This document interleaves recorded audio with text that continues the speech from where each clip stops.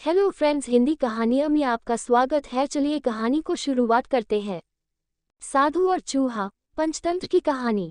महिलरोपेयम नामक एक दक्षिणी शहर के पास भगवान शिव का एक मंदिर था।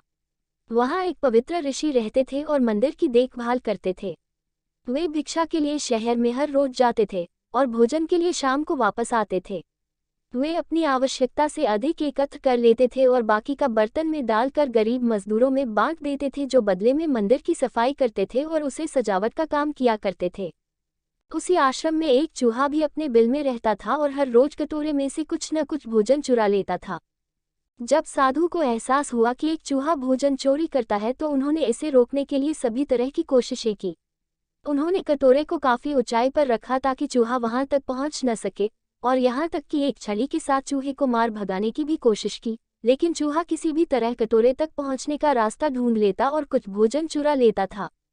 एक दिन एक भिक्षुक मंदिर की यात्रा करने के लिए आए थे, लेकिन साधु का ध्यान तो चूहे को डंडे से मारने में था और वे भिक्षुक से मिल भी नहीं पाए। इसे अपना अपमान समझ भिक्षुक क्रोधित होकर बोले, आपके आश्रम में फिर कभी नहीं आऊंगा, क्योंकि लगता है मुझसे बात करने के अलावा आपको अन्य काम ज्यादा महत्वपूर्ण लग रहा है।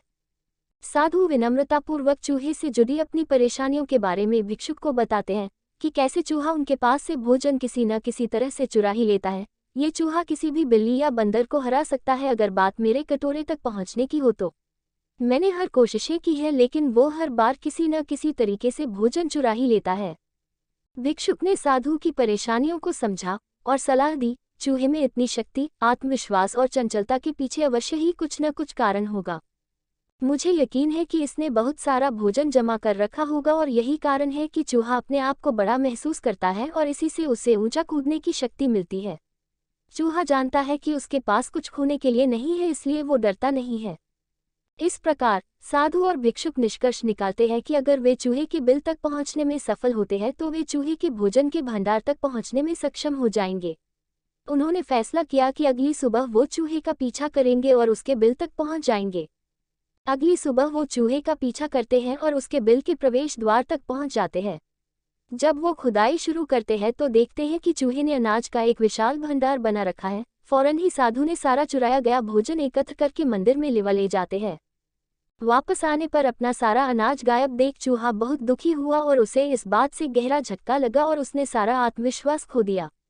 अब चूहे के पास भोजन का भंडार नहीं था, फिर भी उसने फैसला किया कि वो फिर से रात को कटोरे से भोजन चुराएगा। लेकिन जब उसने कटोरे तक पहुंचने की कोशिश की तब वह धड़ाम से नीचे गिर गया और उसे यह एहसास हुआ कि अब न तो उसके पर शक्ति है और न ही आत्मविश्वास। उसी समय साधु ने भी छड़ी से उस पर हमला किया। किसी तरह चूहे ने अपनी जान बचाई और भागने में कामयाब रहा और फिर वापस मंदिर कभी नहीं आया।